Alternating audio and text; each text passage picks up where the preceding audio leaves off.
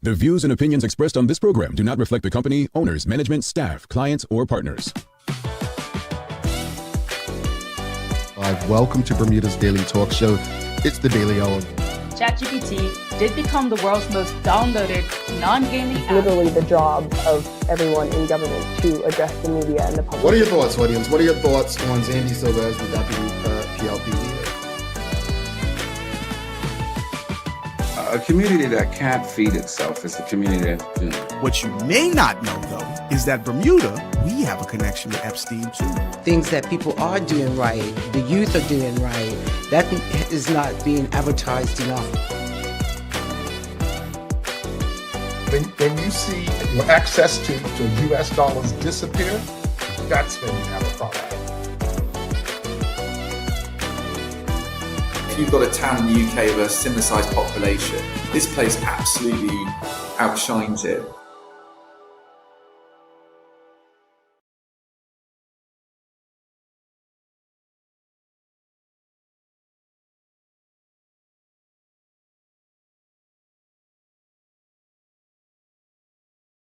It's Thursday, the 5th day of March, 2026. 2026. Welcome to Bermuda's Daily Talk Show.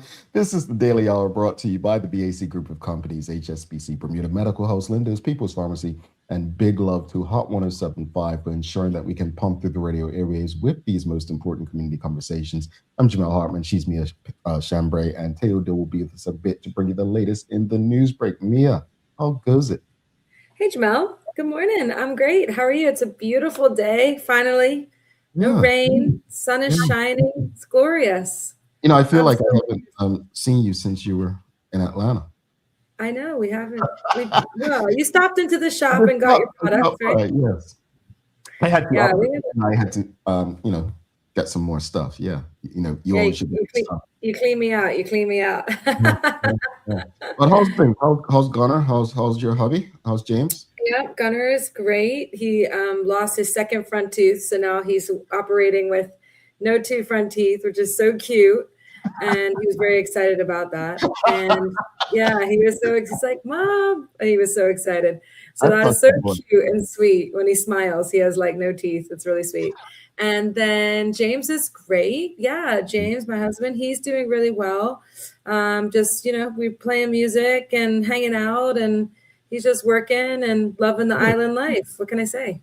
Good. I mean, your fans out there, and Charles says, MIA, missing in action. So good to see you. Yeah. Charles. Clearwater says, good morning from Bermuda. Good morning to you, Claire. Greetings, everyone, and thanks for making us part of your daily routine. A good one today as we welcome Shanna Hollis on. We're going to be discussing the importance of art as far as community and education. I'm excited to have her. If you've ever seen her work, she has one of the most calming, and I don't go on social media a lot, folks. I just don't scroll. It's for my own mental. I just don't do it. But she has one of the most calming social media pages, just scrolling her art. So I'm looking forward to having a conversation with her about, the importance of it and how, art makes her feel, right? So you don't want to miss that convo. The Daily Play is going to be a Name That Place today. I can't wait to ask Mia this question. Not you all, but I'll tell you why after we ask the question, all right? I think it's an easy one. All right, don't forget to subscribe on our website, thedailyhour.com. Follow us on all of our social media channels to stay up to date with all that we have going on. Help us grow beyond the mic as we do our part to continue to improve our community. Well, folks, here are your questions of the morning. We've got, what are your thoughts on legislators being paid an extra $479,000 for government work? And the other question is a very simple yes or no. Should MPs be allowed to receive extra pay for government board or consultancy work? Well, I know what you're saying because you say it every morning. Oh, Jamal, what are you on about today? Well, I'm going to tell you. So, a new revelation in Parliament sparked a little debate about how elected officials are compensated. This is due to questioning by the likes of Dr. Douglas Ducuto, MP in the One Bermuda Alliance. So According to information shared in the House of Assembly, MPs and senators were paid an additional $479,000, right? Well, 479, if you want to be exact, 705.73 cents, right? For work on government boards, ministries, and publicly funded entities between September 2024 and November 2025. Now let's break it down a bit. So there were about 15 parliamentarians, all from the governing party, right? And they held 66 positions across 33 government entities. And 32 of those roles came with additional pay on top of their parliamentary salaries. The highest individual payment went to MP Jamal Simmons, who earned more than $136,000 in additional compensation, including over $108,000 for serving as communications consultant to the Cabinet Office. Now, to be clear, this practice isn't necessarily illegal or unprecedented. Governments often appoint MPs to boards and committees where experience or political oversight is considered useful. But it does raise an important question. When taxpayers are already paying MPs and senators to represent them in Parliament, should those same legislators also be paid separately for work on government entities? Some will argue this is simply compensation for additional work and expertise. Others will say it begins to look like double dipping, especially at a time when Bermudians are struggling with the cost of living. And there's another layer to this conversation. All the legislators who received these payments were from the government side of the aisle, which raises questions about whether these appointments are about governance or about rewarding political allies. At the end of the day, this issue isn't just about the $479,000. It's about transparency, accountability, and what the public believes is fair when it comes to those who hold public office. So this is your daily discussion brought to you by Titan Express and Secure. You've heard, my little diatribe. What are your thoughts on legislators being paid an extra $479,000 for government work? And should MPs be allowed to receive extra pay for government board or consultancy work? What are your thoughts? Oh, wow. Well, Jamal, I have a lot of thoughts on this. While I don't think that it's completely out of the ordinary for there to be additional payment if there is work being done. The problem that I see with it is it doesn't seem like it's a level playing ground. So the fact that all of these additional MPs are being paid for additional work, that it's all from the government of the day, seems like there won't be very many checks and balances. So if they're doing the work, that's amazing. But however, what is there to... It just seems very biased, in my opinion. So if there were additional MPs from both sides doing the work, I think that would be a lot more fair. And while I don't want people to not get paid for their work, it seems that some of these payments that the MPs are receiving seems very... I don't want to say suspicious. That's not the right word. It just seems that there could be more checks and balances and more people who have expertise coming in and doing the work outside of MPs. I don't disagree with anything you're saying. I think, and I'm going to try to be very non-biased in speaking this, because some of you may know from my past words and actions on this program that, there's one minister who I haven't let go of something, and there's another MP, which is Jamal Simmons, who I really don't care for. And I don't want people to feel like this is personal, because it's not. So I want to speak about the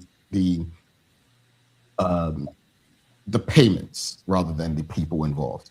Mm-hmm. I don't think it's a good look. The optics are bad in this. If someone possesses the skill for something, I appreciate them making themselves available to do the job. But I can't help but to think this may be political and nothing more.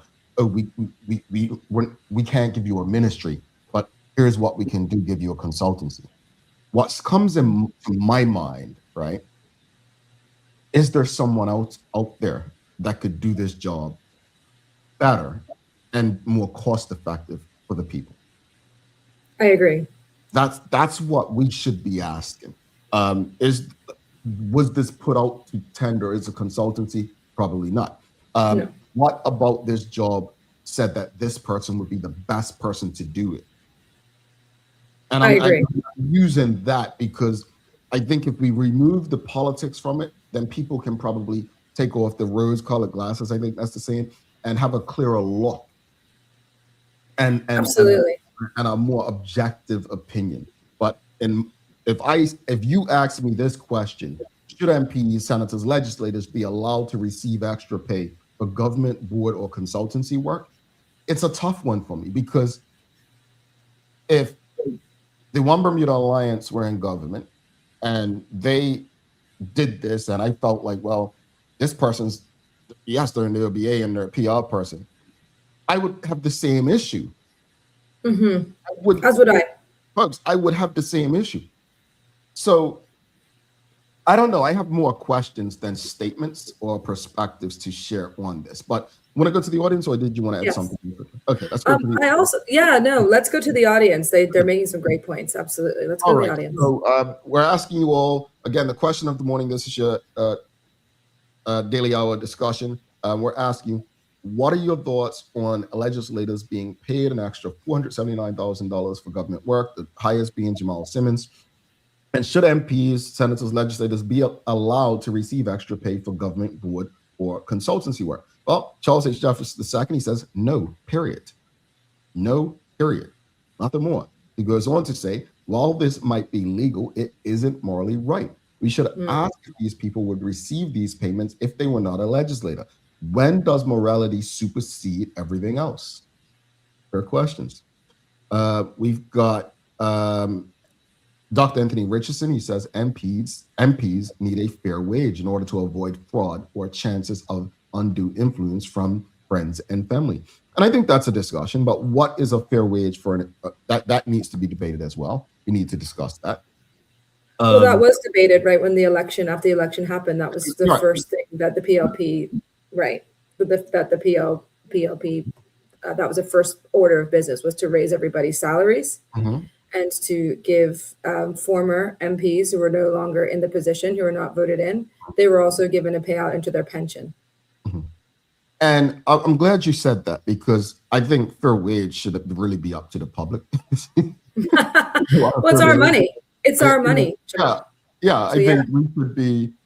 I think politics. This may sound insane, folks, and you all already think I'm crazy, but I'm gonna say it. I think politicians should work on a commission.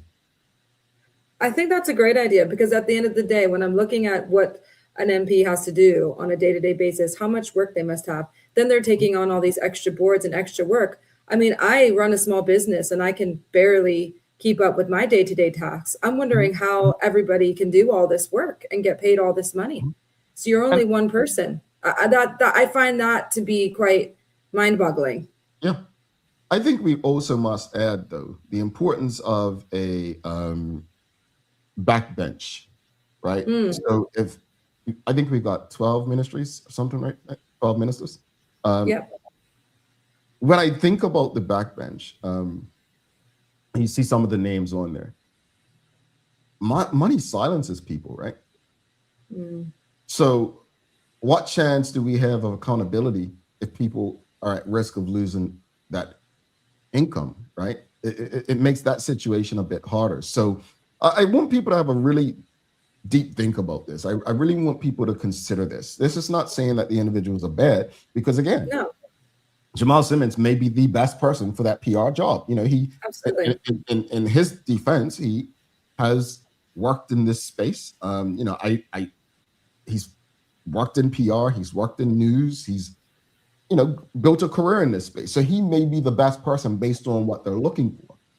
But it's still not a good look, is my point. And who's to say that you couldn't uncover a gem out there and save the taxpayer more money? Absolutely. You know, not a good look.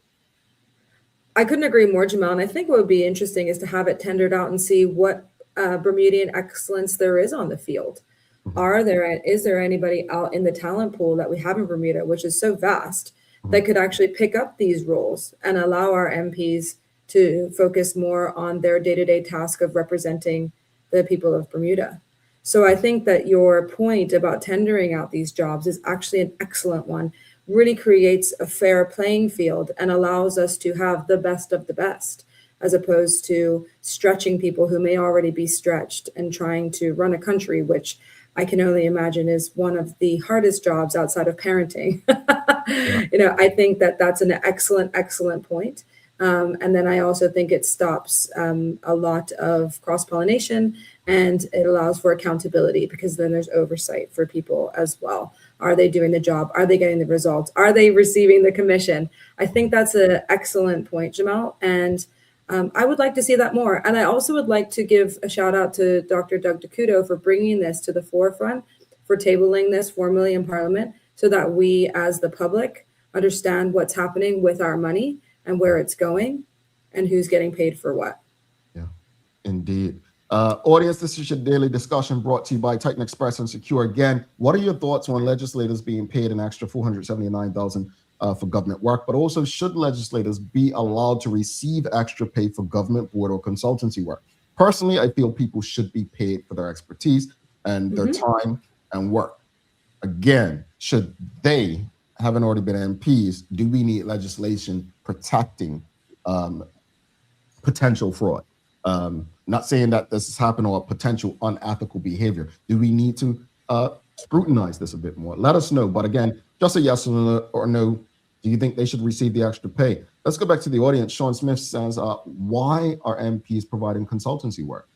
Were these jobs put out to tender? Did these contracts go through the Office of Project Management and Procurement? Great questions. I think that's what we're trying to figure out, Judith Welch says, no, they should not get any extra pay. No, that's a simple no. Dr. Anthony Richardson says, MPs who do very little should get wage deductions. There are several MPs who show up for a roll call but vanish from the House afterwards. I just, I've been around politics quite a while. And if I were able to do what I've seen some politicians do, I would be unemployed. Absolutely. And again, this is not all or the majority, but I take, Dr. Richardson's point. And when I say commission, I'm not saying that they shouldn't get a base pay. I'm pretty much saying that it should be a performance-based role, is what I was saying about politicians, folks. All right, I agree. Go ahead, Mia. Sorry. So many comments this morning. Sorry. Yes, I agree. And shouldn't we be paying on excellence, and not just because you're showing up and ticking off a box? Yeah, I agree. We've got Sean Smith says, how much time are they actually spending doing the people's business? These are necessary questions. Monty BDA says in the U.S., members of the House and Senate are capped to earning no more than 15% of their House Senate income from corporate/charity boards or consultancy work. They also cannot sit on the board of a fiduciary company, etc. I mean, interesting. I'll say this much. I don't know if the U.S. is what we should be following politically, but they do have some things that would make sense for us, if you get, Yes. They do have some things that will make sense. We've got Sean Smith says, I do not mind them sitting on certain boards, but consultancy work, that's too dicey for me. Yes. Sean Smith and I agree with him this morning. He's making some great points. Tanya Cheeseman says, how is our government supposed to fully understand our struggles when they seem to continuously gain more? Whose throats are they cutting to get work? We've got Michelle White says, no, if they are serving government business, this is considered part of their role. No extra money. Well, I was waiting on someone to say that as well, right? Like, what? If you want to do the consultancy PR, then resign as an MP and make that your job. That to me makes the most sense. I don't know, man. I share a lot of stuff publicly. Some things that I overshare, they tell me, but I'm okay with that because, I just feel like people will find out stuff anyway. But when we were fighting to end conscription, one of the things that I understood very quickly is you have to stay clean. you want to avoid any additional controversy. You want to avoid when you're fighting causes and trying to do right. You cannot put yourself out there. Like, I had to remember, I can't just use certain language when someone gets me angry. I had to remember, I love going to the bar. I couldn't drink and just do whatever I wanted, right? Because, all eyes are on you. Yeah. I wish more people operated like that, especially our politicians, and actually cared. Because for me, I don't want anybody thinking I'm a fraud or doing unethical stuff. I think we're at a point now where some just do not care. Oh, we are at that point. Yeah, and that's bad. We are there. I don't, and I say this respectfully. On the surface, I don't really care what people think of me, because I have to live a life that I believe is best for me. But beneath that is like, at the same time, you don't want people thinking untrue stuff. You don't want people sharing untrue stuff. And for me, if I'm this politician who is doing this consultancy work, I'm going to tell you about that before Douglas DeCuto has to ask. Absolutely. It was a movie called 8 Mile about Eminem. And one of the greatest lessons this movie taught me was at the end of it. He won the rap battle because he said everything about himself. He took the lyrics from what the other guy could say about him, and he said them himself in his rap. And that's what I mean, like, get ahead of the ball. So if I'm Jamal Simmons and the others in there, and I keep calling his name because he made the most, get ahead of it. Just say, I am consulting the government and this is what I'm doing. It may not change the situation, but it looks better. Completely, Jamal. Transparency, authenticity, communication. It's okay. It's okay to overshare. It's when you undershare. And then also you are being demanded on a parliamentary level by your shadow MP to tell the information. It's not that they were forthcoming with it. It's been years now that we actually haven't known what's been going on in regards to consultancy work and where our money is going. And it was because Dr. DeCuto demanded it formally in Parliament that we are now receiving this information. So that's more to the point. It's that I agree with you, Jamal. I think it's better to overshare. No skeletons in the closet. Hey, we're doing this. And this is what we're doing. And this is what my consultancy work has, the fruits of the labor for it, I think final comment real quickly. Final comment. Sorry. Judith Rout says government should be showing financial prudence and lead by example. There are qualified Bermudians who have the skill set and experience to sit on these boards instead of MPs. Monty BDA says disagree. Bermudians rip you apart when you overshare. Everyone picks at every little thing you do. I don't disagree with that, but again, that's going to rip you apart if you don't share and it comes out another way. I think is our point. All right, folks, we've got to bring Teo Dillon for the Daily Hour news break. Before we go, just ask you one more time. Should legislators, MPs, senators be allowed to receive extra pay for government board or consultancy work? Give us a yes or no. Let us know what you're feeling. A yes or no. Mia, are you a yes or no? Jamal, I think what you said, there should just be more checks and balances and it should go out to tender. So I think I sit on the side of no, but I also can see if the person is the best for the job, then yes. So I kind of sit in the middle. I definitely straddle the two, but I think no. Put it this way. I believe people should be paid for their expertise. I agree. But in this situation, I'm going to say no. Because I don't know what the process is. If I was clear on what the process is, then it would be a yes. And we'll just go through these final answers. Ms. Ellen Kate Horton says, no, they shouldn't. What happened to the days of one government paycheck? Dr. Anthony Richardson says, yes. Shanna J23 says, absolutely not. None of this work has any measurable deliverables.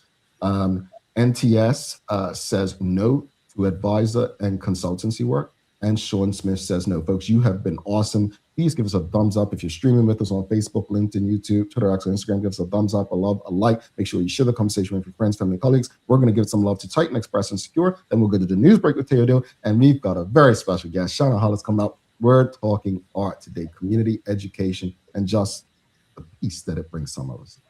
The daily discussion is brought to you by Titan Express and Secure. Titan Express delivers safe, professional, and reliable transportation and tours across the island. From island tours to cultural experiences, they set the standard. And Secure is your go-to for property management, waste management, and residential and commercial services. Visit securebda.com. Professional, punctual, and reliable service is their commitment to you. Alrighty, let's go to Taylor Dill for your daily hour news break.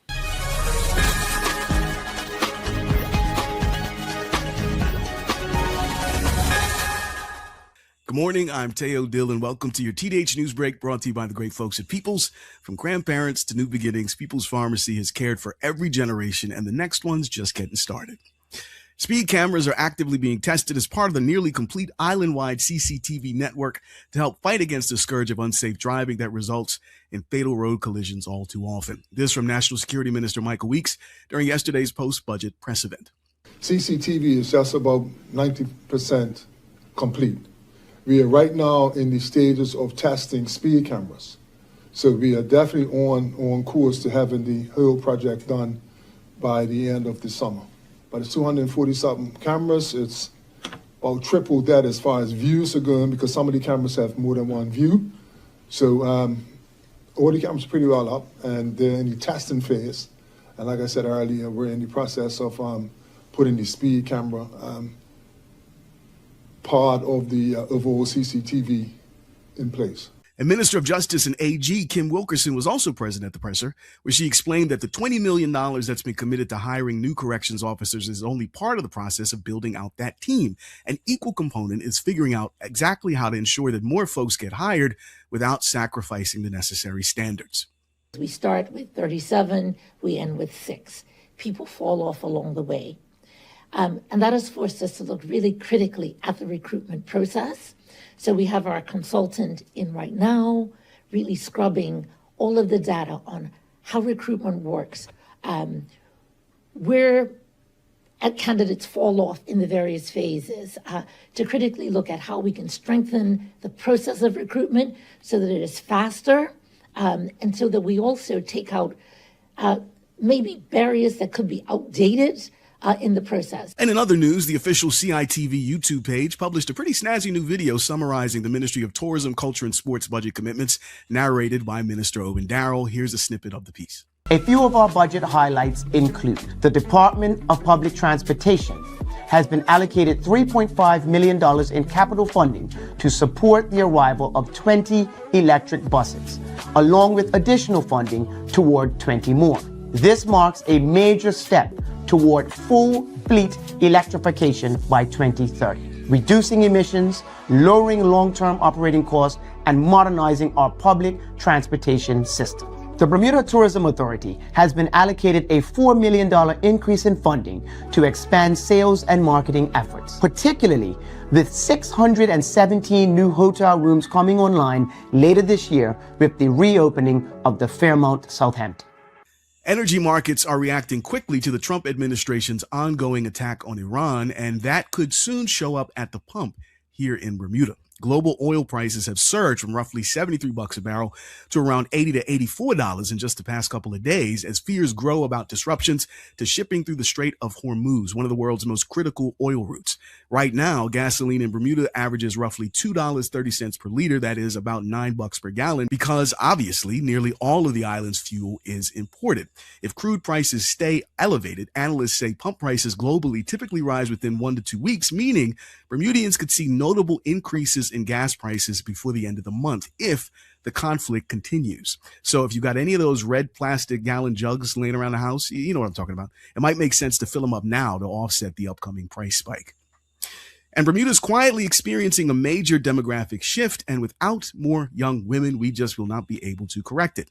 For the first time in modern history, deaths have outnumbered births every single year since 2017, meaning the island's population is now shrinking naturally unless immigration makes up the difference. Births have fallen dramatically from around 900 babies a year in the 80s and 90s to just over 430 last year, the lowest number recorded in the modern statistical era. A big reason is the shrinking number of women in their prime childbearing years. In 2000, Bermuda had roughly 7,000 women between the ages of 20 and 39. Today, that number is closer to about 40 4,500. That's a drop of more than 1/3 of the island's potential mothers, largely due to aging demographics and outward migration. Let me make it as plain as possible. Even if fertility rates improve tomorrow, Bermuda's birth numbers would likely remain low for years because there are simply fewer women of childbearing age living in Bermuda. Now, high pressure should keep today's weather pretty pleasant and settled. We can expect a mix of sun and cloud today with light variable winds, occasionally settling easterly with temperatures climbing to around 72 degrees with a comfortable overnight low near 61. And that dominant high stays in charge through the next few days with only one small wrinkle, the odd brief shower or a little patchy overnight mist. But overall, we're looking like we're going to get a calm and comfortable stretch of weather across the island. And that's your TDH News Break brought to you by our friends at Peoples. I'm Teo Dill. Now back to the show. Thank you, Teo. Mia, do you have any days of the year for us? Yes, today is International Book Day. So, Jamal, I think you and I share the same favorite book. So I wanted to ask everybody in the audience what their favorite book was. My favorite book is The Alchemist. Yeah, big up Tamara. Tamara, she got me The Alchemist many years ago. Big up Tamara. Big up yourself. Reading. Honestly, that's what got me into reading. But yeah, audience, what's your favorite book? What's your favorite book? Yeah, that book took me on a journey, man. Actually, you know what? Thanks for mentioning that. I'm gonna read it again. I probably need to. I probably need to go on that journey again. But what's your favorite book, audiences? World Book Day, yes. And big up to our colleague Nikita Robinson, who does great work for International Book Day every year over on Magic 102.7. A lot of love for Nick. We've got George Orwell, 1984, says Monty BDA. We've got Redeeming Love, says Mark Arthur.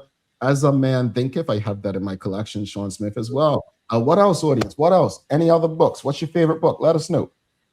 Should we start a TDH book club? Man, they'll show up for like the first week. They ain't coming. Yeah, you all are not showing up to the TDH book club. You want to? I get enough of Jamel and then 1 hour a day. I'm good. All right, folks, we're going to take a quick break. We're coming back. What do you think Shanna's favorite book is? Oh, I don't know. Something artsy, I'm sure. Yeah? Okay. Maybe she'll surprise us. Folks, do not get anywhere. We'll be back with Shanna Hollis after this quick break. People's ACW, located at King Edward VII Memorial Hospital, carries over-the-counter medicines, toys, cards, and even toiletries. Our knowledgeable staff are there whether you're at emergency, visiting family, or a member of BHB staff, to show you our best even when you're feeling your worst. People's ACW, we're here for you.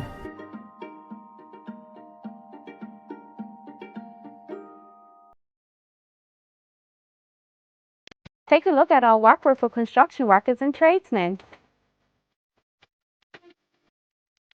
Durable, stretchable in all the right places, and plenty of options for tools and accessories. Here with our wide range of tough and comfortable footwear, you can't go wrong. As you can see, Medical House really is a one-stop shop for everybody. We can't wait to see you. See it all at our new expanded location on Bakery Lane. Discover Drop It, your go-to grocery delivery. Browse and select from a wide range of groceries, from fresh produce to daily essentials. Our friendly drivers deliver fresh groceries to your door fast, saving you time and hassle. With Drop It, you get fresh groceries delivered fast, so you can focus on what really matters. Drop It, freshness at your doorstep, delivered to your door with Lindo's. Why go anyplace else? What lasts isn't what you buy, but what it becomes. With the HSBC MasterCard credit card, every spend quietly adds to a story shaped by intention and offers what matters most. Support that meets you where you are. Protection that preserves what you choose. Confidence for the unexpected. Peace of mind wherever your story leads. Start your next chapter. Use your card today. HSBC is licensed to conduct banking and investment business by the Bermuda Monetary Authority.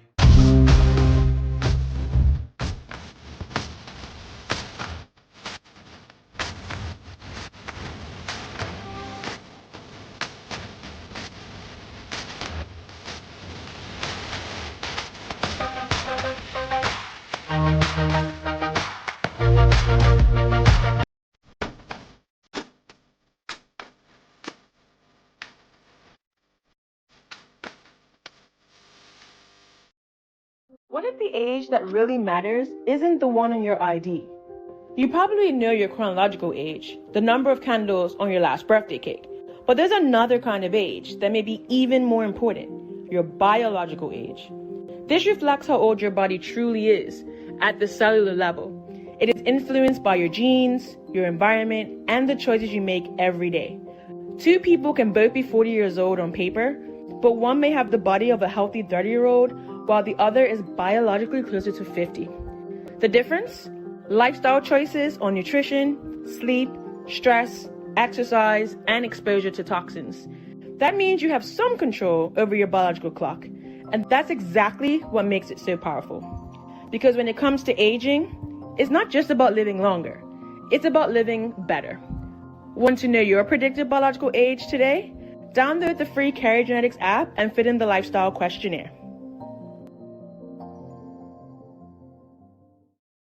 Alrighty, welcome back to the Big Show. Mia Chambray, I'm Jamal Hartman. This is the Daily Hour brought to you by the BAC Group of Companies, HSBC Bermuda, Medical House, Lindo's, People's Pharmacy, and Big Love to Hot 107.5 for ensuring that we can pump through the radio airwaves with these most important community conversations. Folks, do not forget to subscribe on our website. Follow us on all of our social media channels to stay up to date with all that we have going on. Help us grow beyond the mic as we do our part to improve our community. And if you haven't already and you're streaming with us on either Facebook, LinkedIn, YouTube, Twitter, X, or Instagram, make sure you take this time to give us a like, love, follow, share the link with your friends, family, colleagues. Help us beat those algorithms. Yeah, we ain't paying these social media platforms to boost us. So help us beat the algorithms instead of burying our content. We asked folks what their favorite book is, and we're actually going to bring a very special guest in today. You've probably seen her art, heard her name. As I said earlier, one of the most peaceful social media pages, at least from an Instagram perspective. Let's give a warm TDH welcome to our very special guest for the day, Shanna Hollis. Hello. Hey. Hey, Shanna. How are you? Hi, Mia. Hi, Jamal. Well, welcome to the show. Firstly, we're grateful that you finally came. I had to put you on the spot like that. I'm happy to be here. Happy to make it. We've wanted on for a while, folks. We've wanted on for a while, and we're glad you made time. But I gotta ask you, before we get into the meat or anything, what's your favorite book? So I'm actually reading through a poetry collection right now. It's by someone, they go by Butterflies Rising. So Mia, you was right. It's definitely artsy. It's called Just Flowers and Fire is one, and another one is Wild Spirit, Soft Heart. But I actually like on a regular basis, like a darker themed book, surprisingly. So one that kind of keeps me glued in. Okay. All right. Love that. She wants to see, where's this taking me? What kind of crime? Yeah, okay. I got you. You know what? Sometimes our imaginations, lead us. And then I have to drop this her. Of course, one of my favorite Bermuda poets, my cousin, Aisha Townsend. Okay. So yeah, I love poetry. Poetry is close to me. Okay, that is good to know. And does Aisha have a book at all that she released? I don't think she has a book as of yet, but she just has some gave it- powerful pieces. We're trying to tell you something, Aisha. Thank you. Yeah, Exactly. we're trying to tell you something. All right, let's jump into it, folks. For those who may not know who Shanna Hollis is, just tell the audience a bit about your background and what it is that you do. Oh boy, what don't I do? Kidding. Okay. Shanna Hollis. I am a graphic designer by trade. I'm also a local muralist and arts educator at Kaleidoscope Arts Foundation. And I also chair the Bermuda Arts Council. So quite a little bit of everything. All right. And when did you first, as far as art, when did you first realize the power that art could have, not just for expression, but for education and community connection? So I thought this question was really interesting. One thing that people tend to overlook about art is that it is the fabric that binds together community, it binds together education and history. If you look over all the different time periods of the world, usually the things that survive are the arts. If you look back to the cave paintings, if you look back to different portraits and different things that are kept from these time periods, they actually help us navigate and dictate where we are to go next. So I believe sometimes art is overlooked as this thing that people can do for fun or something that's frilly, and it can do all of those things, but it's also something that documents our present point in history. It documents where we're about to go. It helps steer where we are going. So art is a powerful tool. Another thing is people also think about art as just something visual, something that you can put on a wall. I think it's a good reminder to let people know that art covers a huge basis of things. It's visual art, it's performance art, and it's literary art. So as well as things that you see day to day, like architecture and things. So in art and design, the things that we live with are absolutely necessary. Art is necessary. Indeed. And speaking of that, in schools, art is sometimes treated as an extra rather than essential, right? Why do you believe that creative expression is actually vital to learning? So art, especially, or creative expression is vital to learning because it also helps you with emotional regulation. Over the past few years, I've taught at Kaleidoscope for 8 years. We create a space, art creates a space that feels safe. And out of those things, usually you get children coming to you, opening up, sharing things. And basically, they need some help. But art is kind of that, I would say, that medium that allows that to come out in children. So, yeah, it shouldn't be overlooked in that way at all. Indeed. Audience, if you have any questions or comments, we're talking to Shanna Hollis. She's graphic design, an artist, an expressive soul. Feel free to ask her anything. And also, I just want to know, in the audience, those who are online, is anyone out there an artist? Has anyone used art for any form of therapy to express themselves? Let us know in the audience. But again, if you have any questions or comments, send them through me. Sorry. Go ahead. No, that's okay. Hi, Shanna. Good morning. So, recently they just launched like the middle school art show and high school art show, which I was looking at actually in the paper yesterday. Looked amazing. And some of the things these young people are studying and recreating via art, it really helped to strengthen our cultural identity. Do you believe that art helps to strengthen our cultural identity, especially for young people growing up in Bermuda today? I think it definitely does. And one thing that I will say about Bermuda's art scene specifically right now is we are seeing people wanting to create more, telling about our current state in maybe our culture, in our community. And that's kind of a healing, I would say, route. But yeah, definitely healing. I think it's pivotal basically as well. Bermuda is a place full of assimilation. We have different cultures coming in endlessly. So one of the things that I also believe in is cultural sorry. Oh my gosh, my words are escaping me. Preservation? Sorry, yes, Preservation? cultural preservation. Yeah. So one thing is to ensure that we are teaching these skills and techniques onwards so that we're allowed to tell our stories. Something that I often bring up in conversations is people often say, oh, we don't need the arts and things of that nature. And like I said earlier, arts is that thing that is passed forward. Now, if you have people not being able to create, that means only one side of a story may be being told or not the full picture is being told. And that goes to things like lack of current materials on our island. We see stationery stores closed. It's a lot of different things. I guess materials to and accessibility to arts is becoming a bit tricky. It's also currently a point where you must have funds to be able to access those materials. So we kind of have to put something in place that allows everybody to still have access to that so that we ensure that these cultural stories, these traditions are being passed forward and that we are getting a full scope of, I would say, of different beliefs, of different viewpoints of what's currently happening in our culture and community.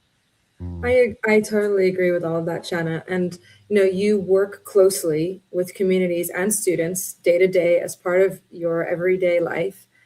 What changes do you see in people when they're given a space to create and express themselves?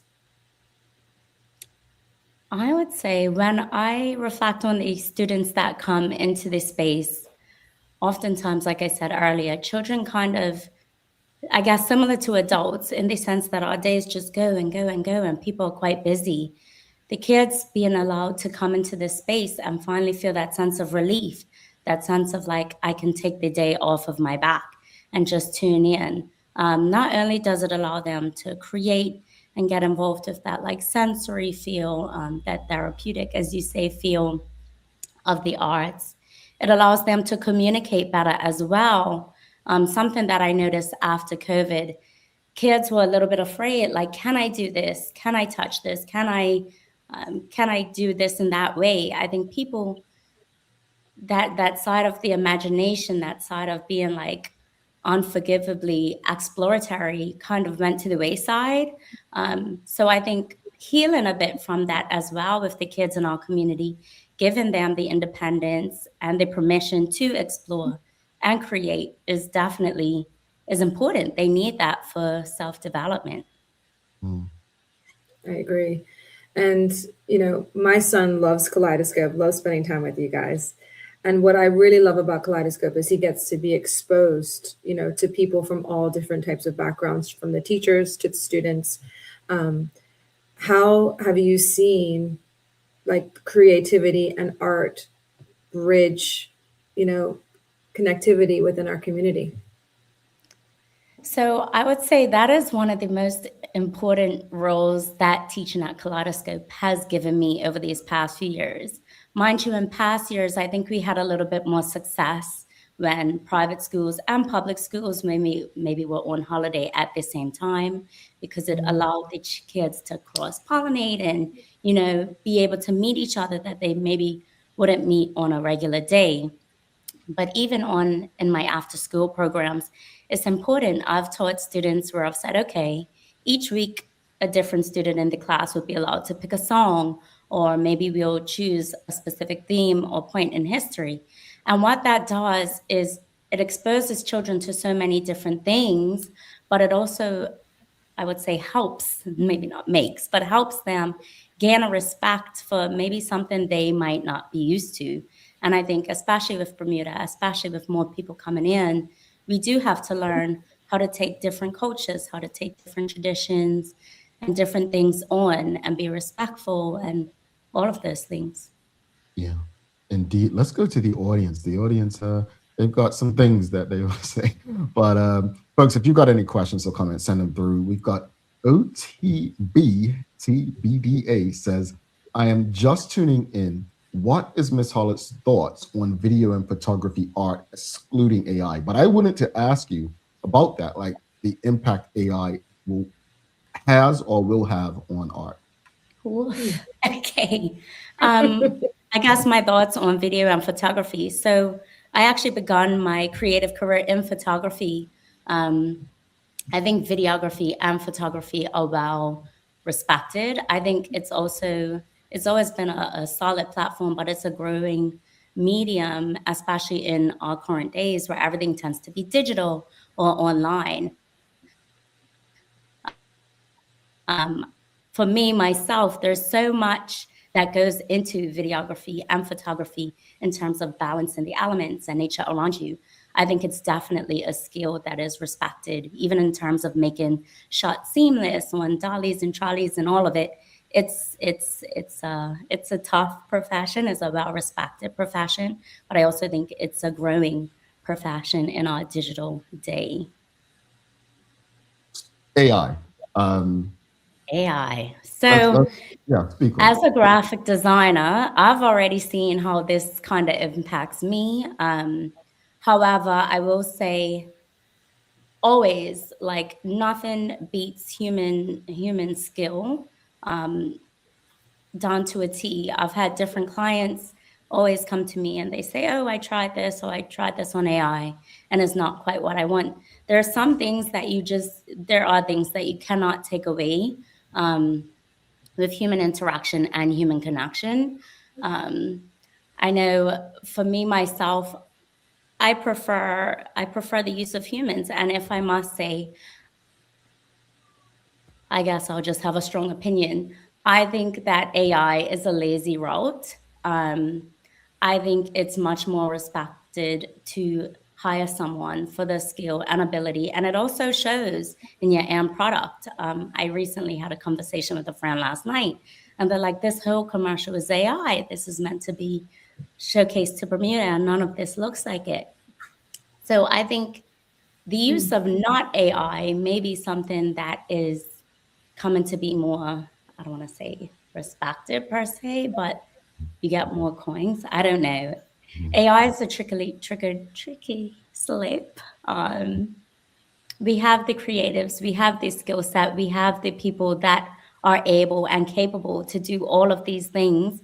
We also have humankind that needs to move forward, community, as you see in Bermuda, a lot of jobs, it's tricky times worldwide, right? If you care to have community, why not continue to grow that and give to someone else versus, to feed this thing that continues to go on. Yeah, let's go back to the audience. Thank you for your directness and what you said, and I think our neighborhood Bermudian agrees. Human interaction in film allows one to really connect with the storytelling and feel what those characters are feeling. Nika DeChio says the arts are a must. I want to go here because and when I was growing up, they were pushing us towards IB or hospitality, and no, there's no future in the arts in Bermuda. It doesn't pay well. There are children growing up now who may want to do arts and they may want to major in it, and their parents are like, no, there's no opportunities in that in Bermuda. What would you say, not just to the children who want to get into art, but the parents who may be discouraging young people from going that direction? I want to go back to the point of the person saying that arts is a must, because again, I had this conversation quite recently as well. I talked about like the decline in different art spaces, locally, charitable organizations, all of that. The arts is a must. Sometimes in the community, not to say like this survival of the fittest mentality, but the arts is such a huge and diverse community. Something else that the arts welcomes is a neurodivergent community oftentimes. And these people tend to be really successful in their craft and their skill. And basically, I say that you need to have a sustainable community that holds space for all of these platforms.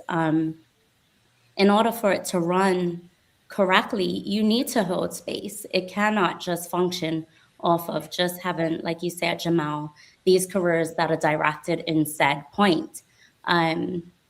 I myself at one point thought, oh, I must go into accounting because survival and things like that. Luckily, not only were my parents very supportive, but my teachers in school were supportive, as well as my friends, to kind of be that extra point to say, actually, you can do it. But to say you can do it, but you must throw your all at it. I would say to parents, if you notice that your child has an exceptional skill in the arts and you recognize that early, make sure that you pour into that, like get them into rooms, get them talking to people that can help them grow their skill. I think over and over, we're seeing people leave the island and be celebrated for their artistic contributions worldwide. So there is definitely space for it. I think it is maybe a harder, trickier route. But that's to say that you can't pour completely in, just like anything, just like pouring into soccer or track and field or any of those fields, you must give your 100% all. So similar to anything else, if you are not giving your absolute all, you won't find the success in it. So to parents and to the children, don't be afraid to take it on. I think you must kind of clear out the noise of other people saying, oh, it's not a lucrative field. Oh, there's not opportunities. But I also tell creatives today, do not sit and wait for an opportunity to knock on your door. Go out and create those opportunities. If you see something in our community that does not currently exist, be the one to create it. We've seen people in the past, Bermuda heroes, that kind of had that boldness and that voice to go ahead and create those spaces that we need. So clear out the noise. Don't be afraid. You all have to start somewhere. We're not going to start with our best thing, but it's best to start where you are and then just see where that takes you. Indeed. And limestone living, you'd be proud of this. There's quite a few people question why I would allow my son to do an art degree, but he's thriving and doing well and has figured out non-traditional ways he can use those skills when he's done. He's happy and excelling, and that is what means the most to me. Props to you. Props to you. I remember, what I do is not necessarily an art, even though some people say it actually is.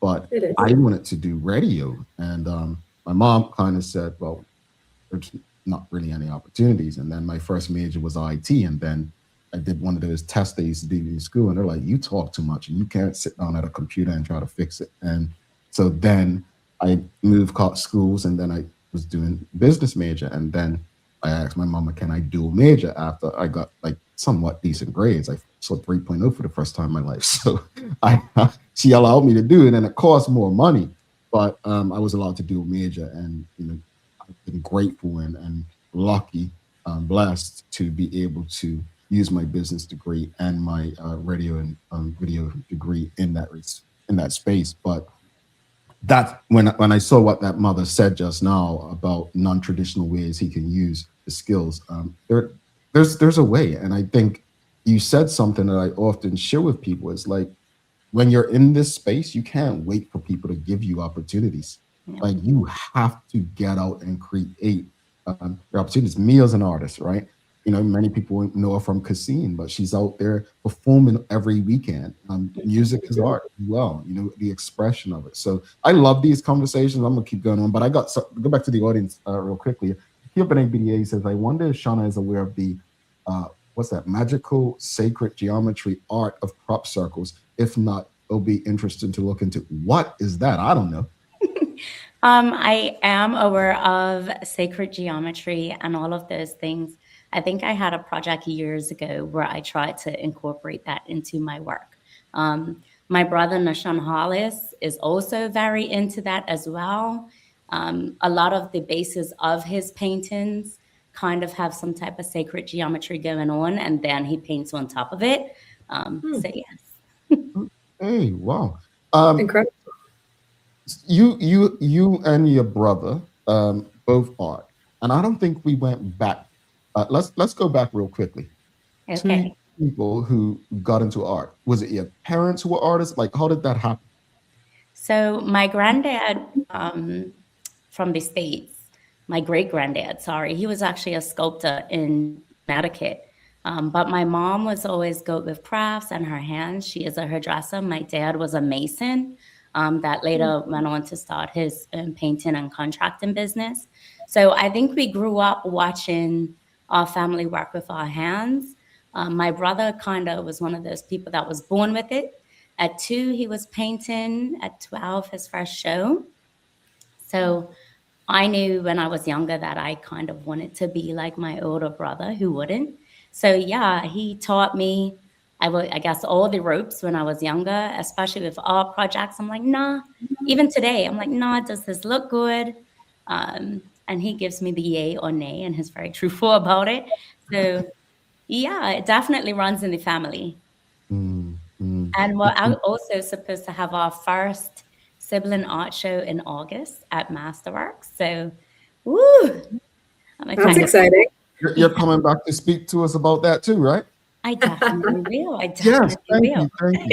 Well, Suzanne Ingham, she's saying, can you come back again, Ms. Hollis? Come back soon. But yeah, we're going to be coming back to speak about Kaleidoscope in particular. So I'm looking forward to that coming. But before you head out with this time around, for those who may not see themselves as artists, what would you say about the importance of engaging with creativity in everyday life?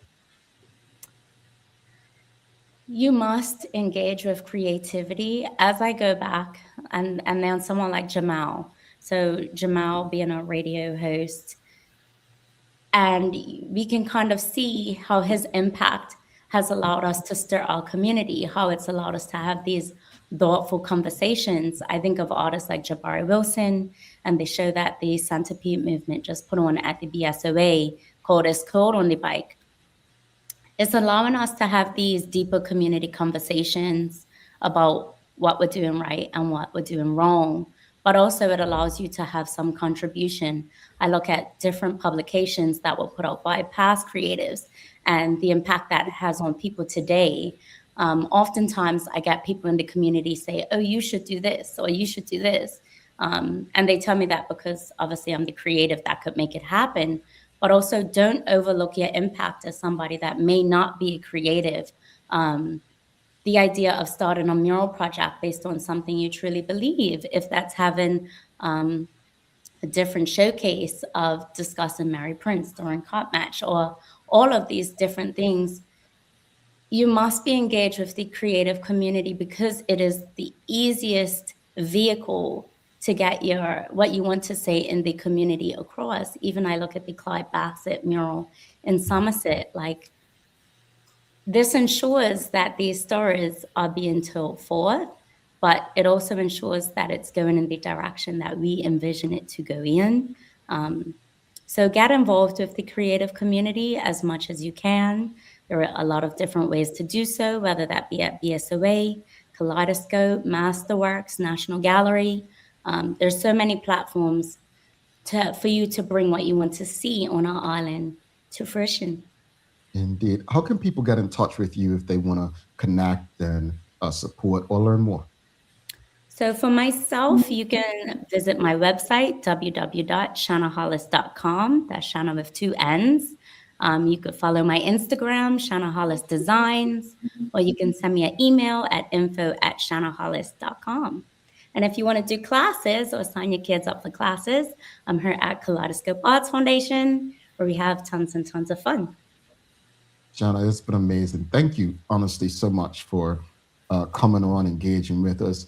I learned a lot, and I know the audience learned a lot. We are grateful and looking forward to having you back on to talk about Kaleidoscope and what we can do to help, but also your art show in the summer. Looking forward to those as well. And we normally don't have 2 guests, but we'd love to get your brother on as well, because he recently done it was Dr. Ewart Brown's, what's it called? The portraits, yes. Yes. That's not a big word, Jamal. Come on. But so no, I'll he warn did. you, I'm the loud one and he's the quiet one. So we'll get him on. We'll see how this goes. I mean, it took some work to get you, Shanna. Help us out now. Help us out. Oh, I'm gonna put you on the spot. But thank you. Please keep in touch. We'll see you very soon back to discuss what the community can do regarding Kaleidoscope. Have a wonderful day. Thank you so much. Bye, Shanna. Shanna Hollis, folks, if you appreciated that conversation and you're streaming with us on Facebook, LinkedIn, YouTube, Twitter, X, or Instagram, please give us a thumbs up, a love, a like. Make sure you share the conversation with your friends, your family, your colleagues. We're going to take our final break. Do not go anywhere because I want to see if you all know a bit about the world. Dreaming of expanding your business?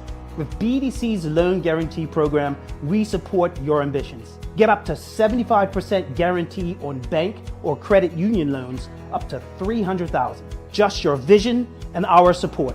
Apply today and unlock new business opportunities. BDC, Bermuda Business starts here.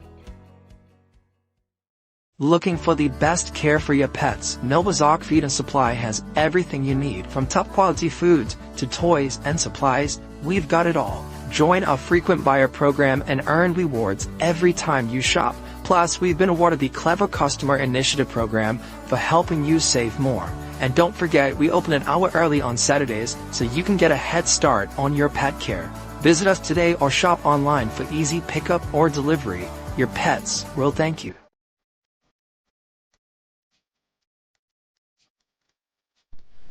For over 70 years, Bermuda Pest Control has been protecting homes and businesses island-wide. We offer a full suite of services, including rodent control, termite fumigation, and general insect control and maintenance. Our team of experts will quickly and efficiently eliminate any pest problem you may have. With Bermuda Pest Control, you can enjoy a pest-free home in no time. We're committed to providing fast, reliable, and solution-driven services for our customers. It's what we've been doing since 1952. Call Bermuda Pest Control today and say goodbye to pests for good.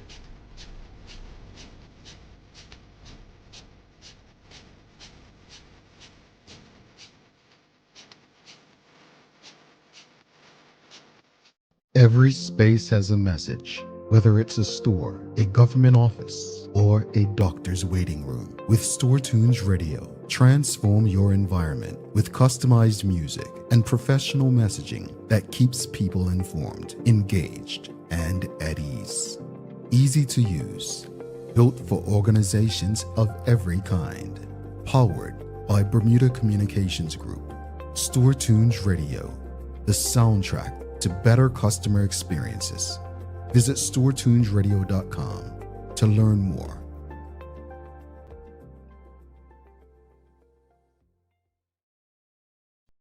The Office of Consumer Affairs protects residents by promoting fairness, safety, and transparency in the marketplace across the island. We investigate complaints, manage recalls, educate the public, and enforce consumer protection laws to ensure fair treatment for all. Our team supports consumers by resolving disputes, providing guidance, and helping residents understand their rights and responsibilities. We work with businesses to encourage compliance, ethical practices, and trust, helping create a stable and competitive economy. Through education, enforcement, and outreach, Consumer Affairs helps keep Bermuda's marketplace safe, informed, and accountable.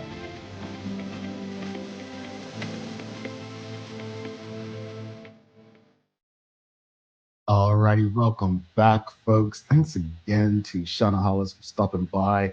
I think I agree with many of the comments here. WKD Lama, she is a ray of sunshine. We'll definitely support her efforts. Well done, Shanna, says Gordon Emerson.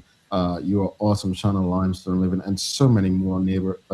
Our neighborhood Bermudian, always proud of Shanna. Indeed, says Kay the Healer. So proud of you, Shanna. Folks, thanks again for rocking with us. This is the Daily Hour.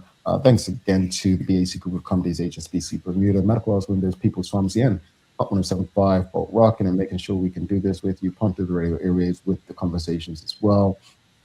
If you haven't already, and you're streaming with us on one of the social media platforms, please give us a thumbs up, a love, a like. Make sure you share the conversation with your friends, family, and colleagues. Help us beat the algorithms so that everyone you know has access to these most important community conversations. Folks, it is time for the Daily Play, brought to you by Bermuda Trivia. New edition, sports edition, is now available at various stores throughout Bermuda. Follow Bermuda Trivia on Facebook, Instagram, Twitter, X, and TikTok to find out why it's Bermuda's favorite trivia game. All right, audience, are you ready? All right, Mia. It's been a long time. You've asked this question before. Okay. So I think you may know the answer very quickly. Okay. Our proud audience, what country has the most lakes in the world?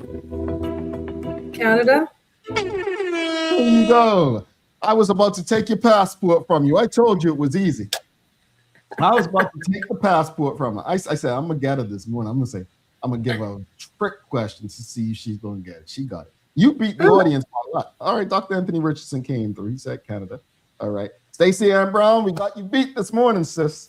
We got you beat. Sorry, Stacey. Yeah, Mia was not letting that happen. We were about to take a passport and she got that run wrong. But yeah, let's wrap it up. Final thoughts on this morning's discussion, and then, of course, the Daily Focus with Shanna. Gosh, well, first of all, I've loved being back. It feels like it's been a long time. So thank you, everybody, for the warm welcomes back to the Daily Hour. I will be back now for the foreseeable. So I'm back in the saddle. It's been wonderful to be back this morning. Reflections on our discussion this morning. I really loved what the audience had to say and what you had to say, Jamal, and I really reflect the same sentiments. I think that our elected MPs, with the knowledge that they have had a recent pay increase, should not be receiving additional funds for boards or outside work that they're doing. Yes, I believe everybody should be paid for work. However, I think there needs to be a better process, like a tender, etc., to allow for a wider net cast for Bermudian excellency or excellence, so that we can actually really get the best of the best and really do what is right and what is wonderful for Bermuda. So I really think that that should be a process, and I wonder what the process is, and we need to figure that out. So as far as Shanna Hollis, I absolutely love Shanna. I love her work. I love Kaleidoscope. I love what they're doing. There was a question in the comments, is Kaleidoscope looking for a new home? Yes, they are. We will have Shanna back on to discuss that. But if you want to find out more information, contact Shanna or Kaleidoscope to see how you can get involved. The arts, as we found from Shanna and reflecting on everything that she had to say, I found was so powerful. We interact with the arts every single day, from the fork that you eat, to the art that you see, to the music that you listen to the radio show that you tune into every single day. The arts is life. And so we need to support it as much as possible. And from a cultural perspective of being Bermudian, historically and currently, it really does show us where we've been and where we're going. So I absolutely loved having her on, and I'm super excited to have her and her brother on, and also to attend her show in August. I think she is a wonderful person and an example of Bermudian excellence. Indeed. As far as the discussion, I echo everything you said. I said what I said earlier. No, I don't believe that legislators should be receiving additional pay as far as consultancy goes. Boards, I'm actually okay with boards. But if we are to do that, then I think it needs to be done in a way that doesn't come across as unethical. I think there are cleaner ways to do it. The optics does not look good. And I also, as I said earlier, and you just said, I do believe that people should be compensated for their work. So we just need to find a way to smooth this out, make it look a bit better, make it feel a bit better, and make it better.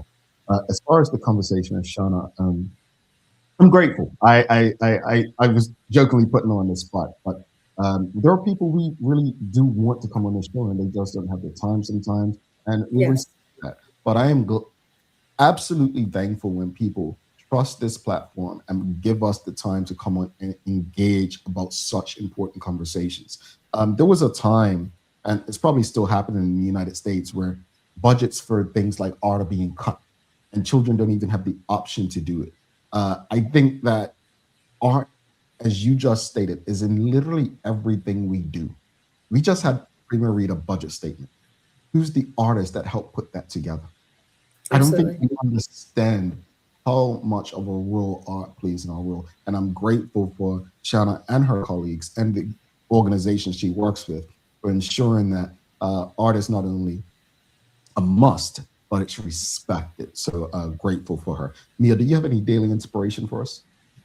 I do. It's by a gentleman called Carl Levin, and it says, restoring responsibility and accountability is essential to the economic and fiscal health of a nation. I kind of tie that to what we were talking about earlier. I agree. and art, if I could add to Carl Levin's quote, I would say restoring responsibility, accountability, and art is essential to economic and fiscal health of a nation. Indeed. Mia, been a pleasure having you back. I'm sad it's over.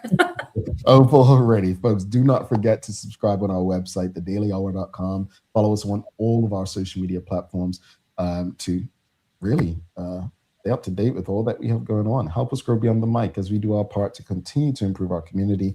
Thanks again to our partners, the BAC Group of Companies, HSBC Bermuda, Medical House Linda's, People's Pharmacy, and big love to Hot 107.5 for ensuring that we can pump through the radio airwaves with these most important community conversations. As always, we appreciate you, we love you, and we thank you for making us part of your daily routine. If all goes well, we'll be back to do this again with you tomorrow.